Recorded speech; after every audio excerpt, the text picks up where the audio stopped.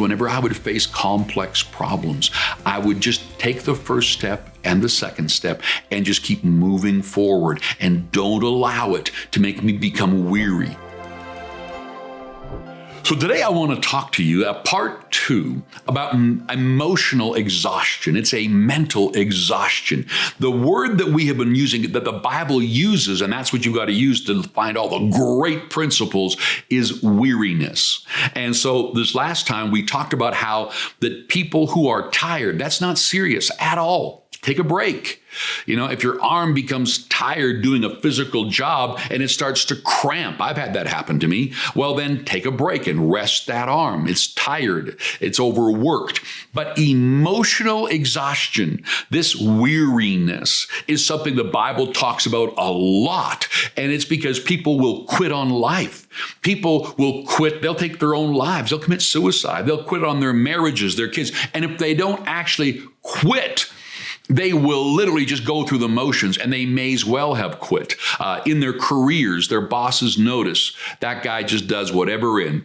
My Australian friends say, clock in, clock out. It just means they punch in with their time card and they punch out. They just put in their time. They're not helping that business, that organization to succeed. They're not creatively solving problems, working together with people. There's not a passion and an excitement. They're more like an anchor. You're dragging them along with you, and smart leaders will try to get you to rise up excited again. And if not, they should let you go.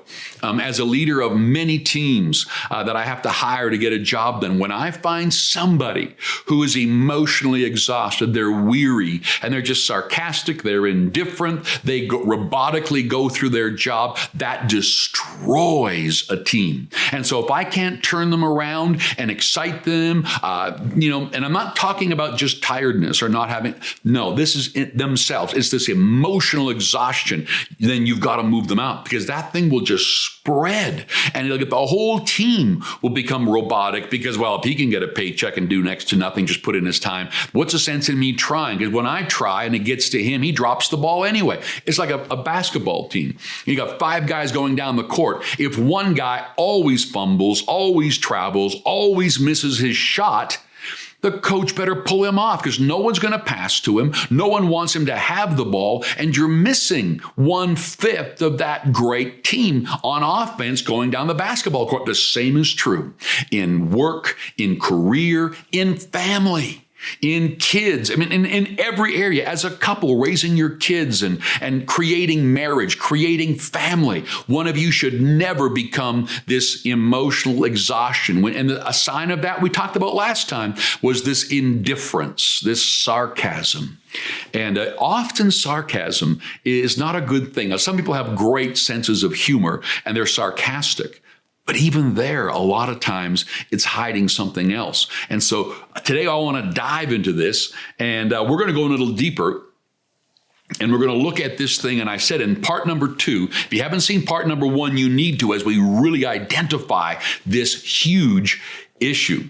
Now, some of the practical areas that people will get weary in. And let's go through them. The first thing is anytime you're involved in a challenge or a project that requires a big effort, putting out a lot of energy, you're going to find that it's very easy to become weary, especially when it's done. I'll give you an example.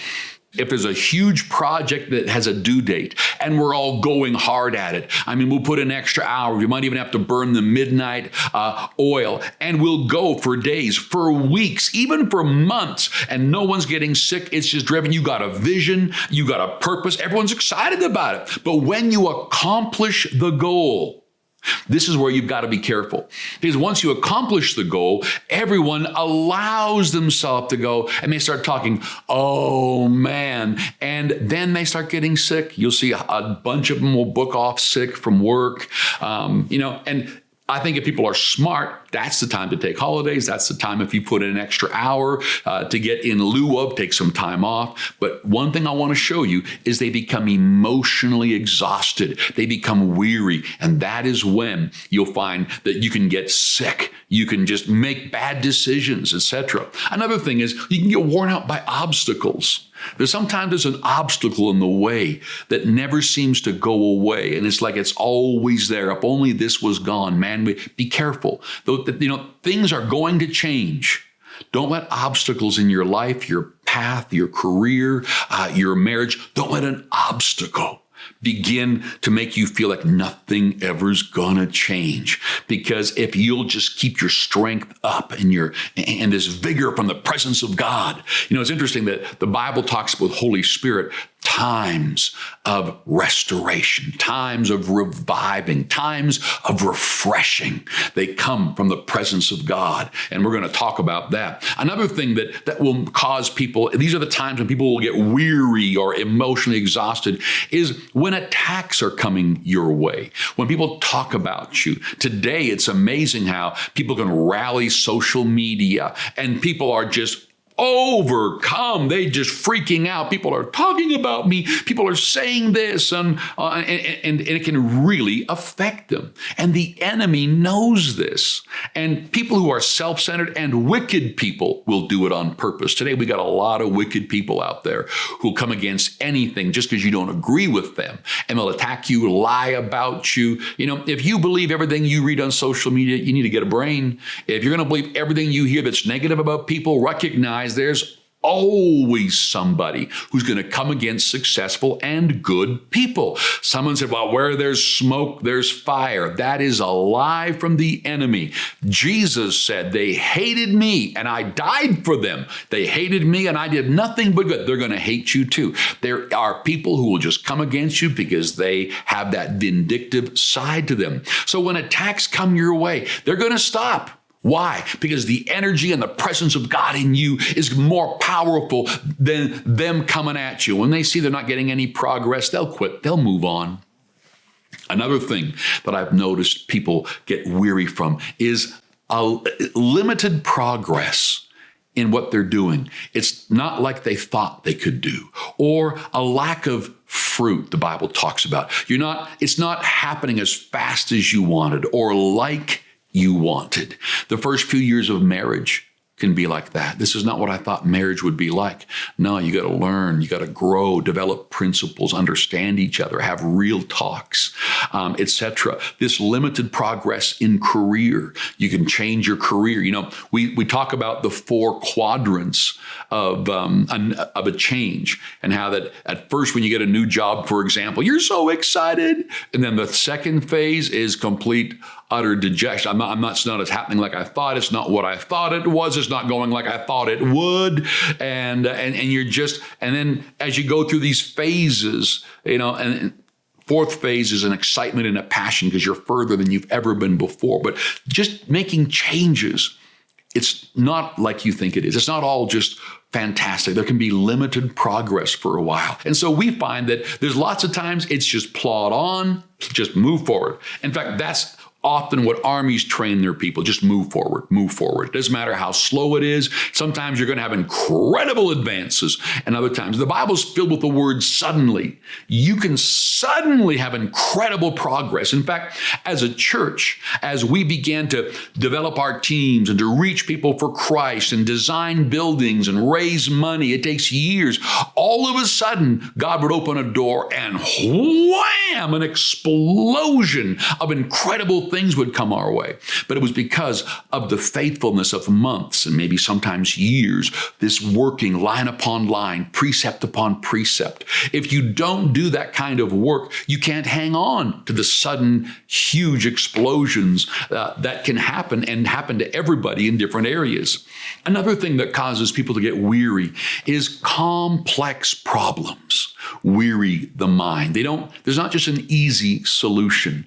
They can stay there a long time. And when there's a complexity to something that you're trying to figure out, and then I got this nuance and that issue, but it also affects this and it affects this. And if I do this, that's going to happen. How in the world? This complexity, people just begin to back away.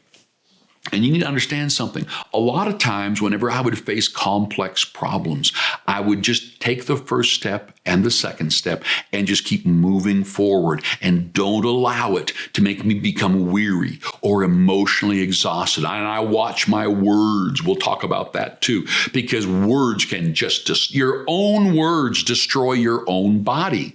And it is literally like, and I remember reading an article about a brain expert, neurologist, who said that the part of the brain and that looks after speech overrides the rest of the brain. And I know that the development and the teaching about the brain is always growing. But I do know from reading many men and women on this topic that the words that come out of your mouth, there is some kind of listening that goes on in your own brain that it will go do what you say. So when you say, I've had it, this is enough, I just can't do this anymore, I'm just so sick and tired of, literally these words affect you. Someone, I don't believe that. Well, let me show it to you in a really simple way. Would you want your child to say every couple of hours, I'm so stupid, no one loves me, no one cares about me? Would you want them to say that? No. Why? Because it affects their belief system. It affects what people around them. And it affects us as adults as well. Our brain doesn't just clean that area up and go, oh, your words are meaningless. No, your words are powerful. And so don't let complex problems, often people will tell me this, and I hear this often in healthcare, like from paramedics, and they say, well, problems sure come in threes. I hear it everywhere. Now, I never say that, and I don't agree with that, because it's just that people start saying that and believing that. So they have one problem, they're just expecting another one. Then they get two problems, they're expecting, where's that bad third one? Or things like, things are going so good, something's got to go wrong somewhere. They actually believe that. I know, because I began to believe that years ago. When things are going too good, watch out. They won't keep going good.